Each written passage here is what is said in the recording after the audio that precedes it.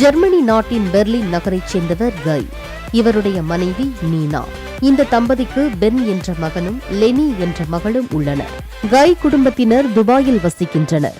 தம்பதி இருவரும் அங்குள்ள சாப்ட்வேர் கம்பெனியில் சீனியர் சாப்ட்வேர் என்ஜினியர்களாக பணியாற்றி வருகின்றனர். தலா 50 லட்சம் ரூபாய் சம்பளம் பெறும் இருவரும் மாதம் 1 கோடி ரூபாய் வரை வருமானம் ஈட்டுகின்றனர்.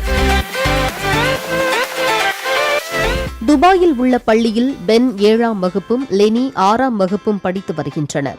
ஜெர்மனியில் நிறைய சொத்து, போதிய வருமானம் இருந்தும் துபாயில் வாழ்ந்து வரும் கை நீனா தம்பதி ஒரு சொகுசு பஸ்ஸை வீடு போல தயார் செய்து உலக நாடுகளுக்கு சுற்றுலா சென்று கொண்டிருக்கின்றனர். துபாயில் 10 லட்சம் ரூபாய்க்கு ஒரு பஸ்ஸை வாங்கி அதில் 40 லட்சத்திற்கு சமையல் அறை, குளியலறை, படுக்கை அறை வசதி, ஏசி, டிவி, ஃபிரிட்ஜ் உள்ளிட்ட ஒரு சொகுசு வீடாக மாற்றினர். இதையடுத்து அவர்கள் கடந்த 2022ஆம் ஆண்டு ஆகஸ்ட் 1ஆம் தேதி தங்கள் சொகுசு பஸ் பயணத்தை துபாயில் தொடங்கினர். பிறகு ஈரான், பாகிஸ்தான் போன்ற நாடுகளுக்கு சென்றுவிட்டு வாகா எல்லை வழியாக இந்தியா வந்தனர்.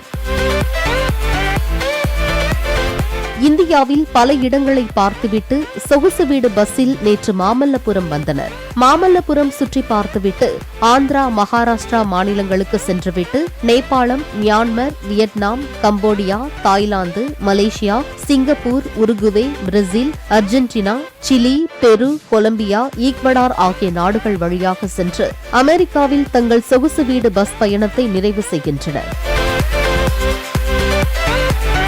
கடல் சூழ்ந்துள்ள நாடுகளுக்கு சிறப்பு விசா பெற்று கப்பல் மூலம் இந்த பஸ்ஸை எடுத்து செல்கின்றனர். சுற்றுலாவின் போது மகன் பென், மகள் லெனி இருவரும் 6 மணி நேரம் ஆன்லைன் வகுப்பு படிக்கின்றனர். இதற்காக பள்ளியில் சிறப்பு அனுமதி வாங்கப்பட்டுள்ளது. குறிப்பாக இந்த நவீன சொகுசு பஸ்ஸை சாப்ட்வேர் என்ஜினியர் காய் இதுவரை 22,000 கிலோமீட்டருக்கு ஓட்டி வந்துள்ளார். இவர்கள் ஹோட்டலுக்கு சென்று சாப்பிடுவதில்லை. நீனா சொகுசு பஸ்ஸில் உள்ள சமையல் கூடத்தில் இருந்து ஜெர்மனி உணவுகளை சமையல் செய்து தருகிறார். இந்த பஸ்ஸில் சோலார் வசதியும் பொருத்தப்பட்டுள்ளது.